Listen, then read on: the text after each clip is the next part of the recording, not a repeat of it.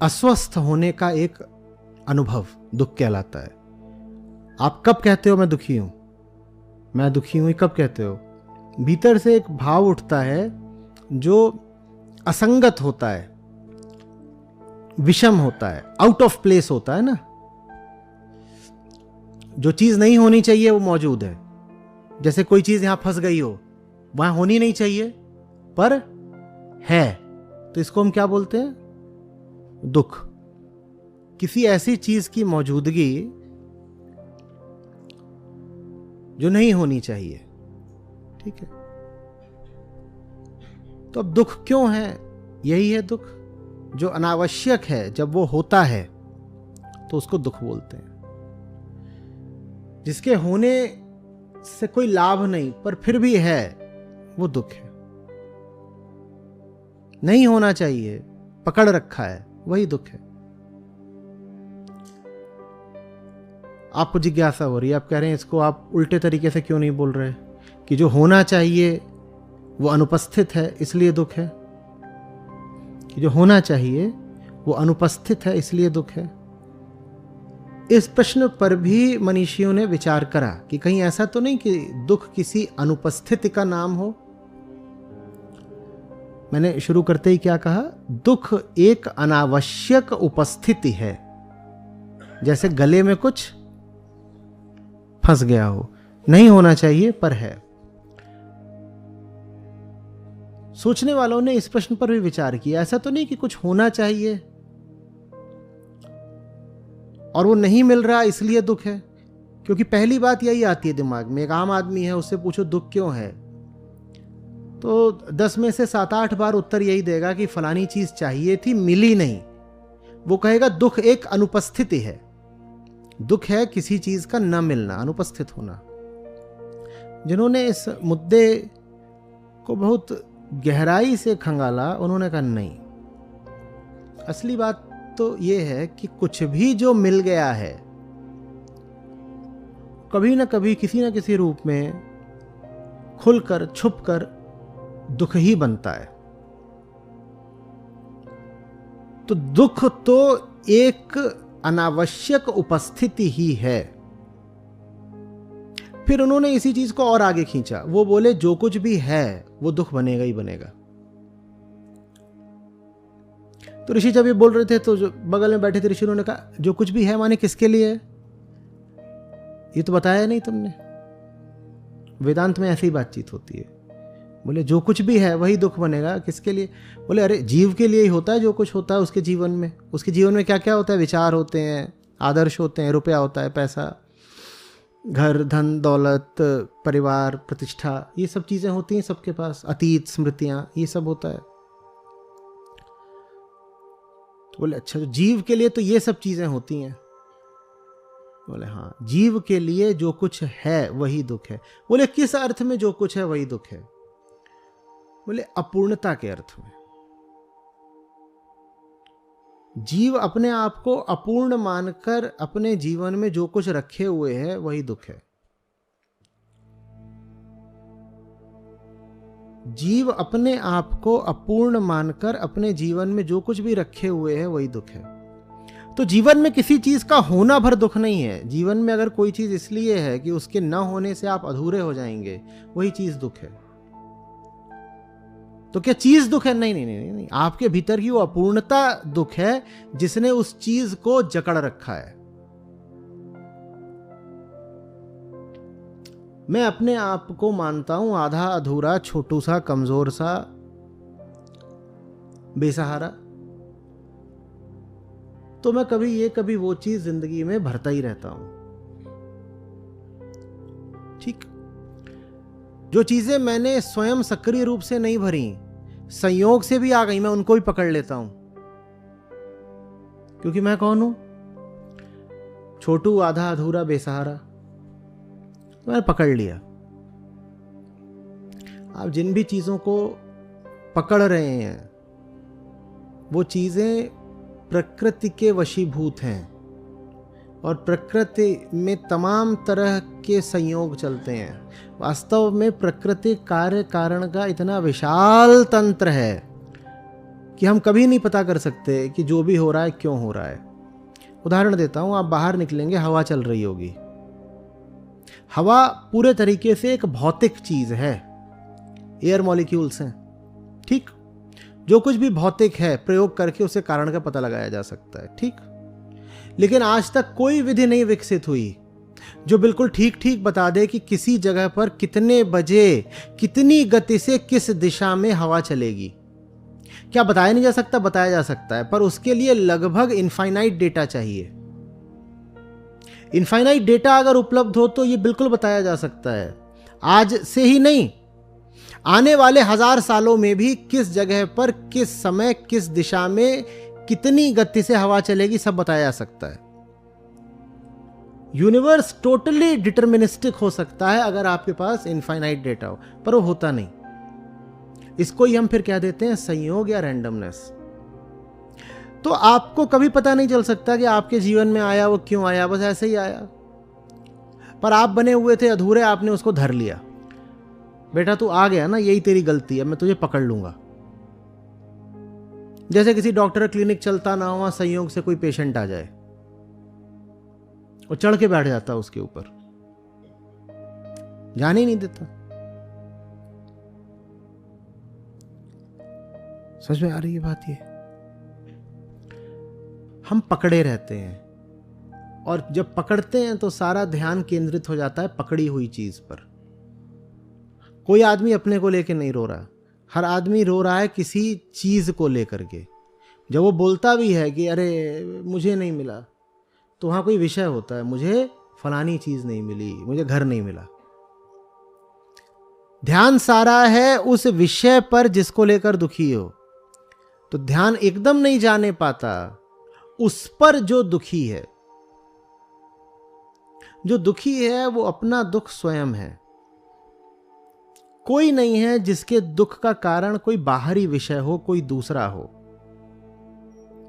आपकी हस्ती ही आपके दुख का कारण है। आपका होना ही आपका दुख है। अहंकार अपना दुख आप है, और उसी आंतरिक दुख की अभिव्यक्ति होती है उन सब चीजों में जो आपके जीवन में अनावश्यक मौजूद हैं। होना नहीं चाहिए पर मौजूद है, छोड़ते डर लगता है। लगता है कि वैसे ही भीतरी इतना खोखलापन है, ये चीज छोड़ दी तो कहीं भीतरी रिक्तता और न बढ़ जाए। ये दुख है, दुखी ही दुख है।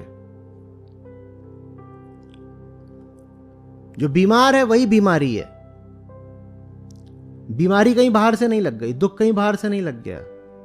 आप हैं तो दुख है। सुबह जैसे ही नींद खुलती है दुख शुरू हो जाता है। सो रहे थे, दुख कहां था? ऐसा कौन है जो सोते समय भी दुखी रहता है? हाथ उठाए। सोते समय दुखी नहीं थे, नींद खुली नहीं कि दुख शुरू हो गया। नींद खुली, कुछ हुआ क्या कि दुख शुरू हो गया? कुछ हुआ? कुछ छिन गया? उठे तो पता चला कि कपड़े जले हुए हैं, उठे तो पता चला कि चूहा नाक उतर गया। ऐसा कुछ हुआ? ऐसा तो कुछ हुआ नहीं। पर यहां जितने बैठे होंगे सब सहमत होंगे कि जैसे ही सुबह जगते हैं एक प्रकार का तनाव तुरंत शुरू हो जाता है। उस तनाव का कोई कारण नहीं होता, उस तनाव का कोई विषय नहीं होता, पर तनाव शुरू हो जाता है। गौर किया है? विषयहीन तनाव, कारणहीन तनाव, रीजनलेस टेंशन शुरू होता है कि नहीं?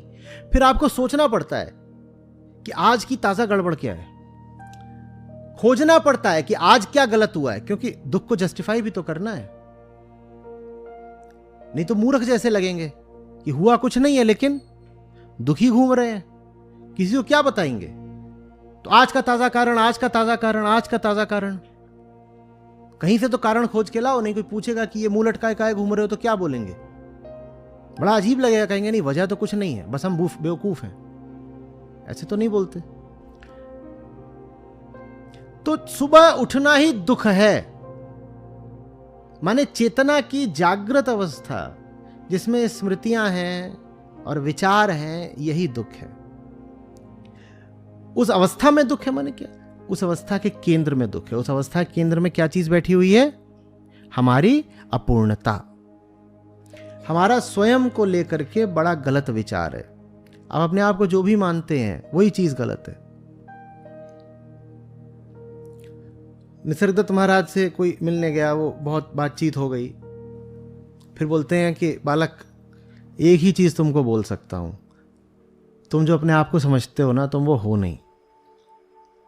पता नहीं इतने में भी उसको कितना समझ में आया होगा, क्योंकि वो बहुत समझाते नहीं थे, वो उनका अलग चलता था। बोल दिया तो बोल दिया, तुम्हें समझना है समझो, नहीं तो भागो यहां से। बोले कि you are not what you take yourself to be, that's all. तुम वो हो ही नहीं जो बने बैठे हो।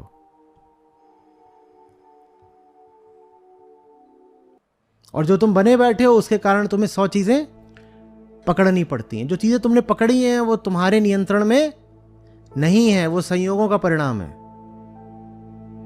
वो छिन जाती हैं। जैसे लहरें उठ के लुप्त हो जाती हैं, जैसे हवा अभी चली फिर थम जाती है। अब अगर हवा से कुछ उम्मीद ना हो, अपेक्षा ना हो, तो ये बात बड़े शांत और सुखद अनुभव की हो सकती है ना। जैसे गर्मी की सांझ हो, आप बैठे हुए हैं, थोड़ी देर को चलती है हवा, फिर नहीं चलती है ना। और फिर आप कहते हैं अच्छा ठीक है, फिर थोड़ी देर फिर चली, फिर नहीं चली। लेकिन यही आपकी अगर हवा से उम्मीद बन जाए कि इसका तो मेरा 7 जन्म का रिश्ता है, मेरी हवा सिर्फ मेरी है, तो आपको बड़ी तकलीफ होगी जितनी बार वो नहीं चलेगी। आपको अब कहां चल रही है, बेगैरत कहां गई है मुंह मारने, अभी तो यहां थी, अभी कहां विलुप्त हो गई। ये दो स्थितियां कितनी अलग। एक चीज जो आनंद का स्रोत हो सकती थी, उसको हम अपने लिए दुख बना लेते हैं। आत्मस्थ आदमी के लिए किसी चीज का होना भी आनंद है, उस चीज का न होना भी आनंद है। कभी गर्मियों में जाकर के छत पे लेटे हैं, आप में से कितने लोग हैं जो कभी खुली छत पे सोए हैं। तो गर्मियां चल रही हैं, मान लीजिए जून का महीना है, मॉनसून आने ही वाले हैं या आ चुके हैं, तो बादल छाए रहते हैं, ठीक। और फिर चांद क्या करता है, क्या करता है, कभी छुपता है, कभी प्रकट होता है, कभी आधा सा दिखता है, जैसे कोई बच्चा लुका छिपी खेल रहा और दीवार के पीछे से ऐसे मुंह निकाल के, देखा बच्चे ऐसे करते, उनके साथ खेलो और उनको न ढूंढो बहुत देर तक, तो भी उनको खुजली हो जाती है। फिर वो अपने आप निकल करके आते और कहते इधर हूं मुझे पकड़ो। तो चांद भी जैसे वैसे ही कर रहा हो। कभी कभी बादल के पीछे पूरा छुप जाता है, बस उसकी परिधि दिखाई देती है ऐसे, और फिर वो जो बादल है वो एकदम चमक उठता है, उसमें ऐसे कोने में देखा सिल्वर लाइनिंग आ जाती है। अब चांद का दिखना भी सुख है और चांद का न दिखना भी सुख है, उसका होना और उसका छुपना दोनों सुख है। क्योंकि सौभाग्यवश अभी तक आपने चांद से कोई व्यक्तिगत रिश्ता नहीं बनाया है, ना आपने उससे कोई व्यक्तिगत उम्मीदें पाली हैं, न कस्में खा ली हैं। कि देख चांद, तेरी चांदनी मेरी है, अब वो मेरी चांदनी। अब वो हो जाए तो फिर देखिए दिल कैसे टूटेगा। एक रात में 150 बार टूटेगा। जितनी बार वो छुपेगा उतनी बार आप कहेंगे हो गई बेवफाई। ये दुख है। पूरे रहो ना अपने आप में, फिर पूरी प्रकृति आपको एक निरपेक्ष सुख देती है, उसको आनंद कहते हैं। आनंद क्या है? निर्वैयक्तिक सुख। सुख है जिसके साथ आपकी कोई आशा नहीं जुड़ी हुई है। ऐसा सुख जो आपके व्यक्तित्व को पूरा नहीं कर रहा, आप पहले से ही पूरे हो। मैं पूरा हूं, मैं पूरा हूं। और वो रहा चांद।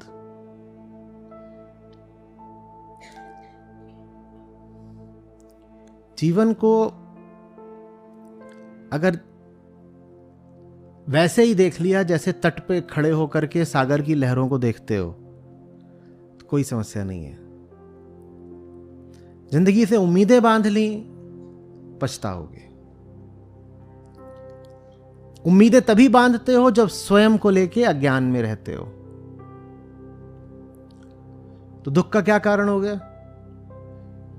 आत्म अज्ञान। आत्मज्ञान का अभाव ही दुख है। हम नहीं जानते हम कौन हैं, तो हम पूरी सृष्टि को अपने लिए दुख बना लेते हैं।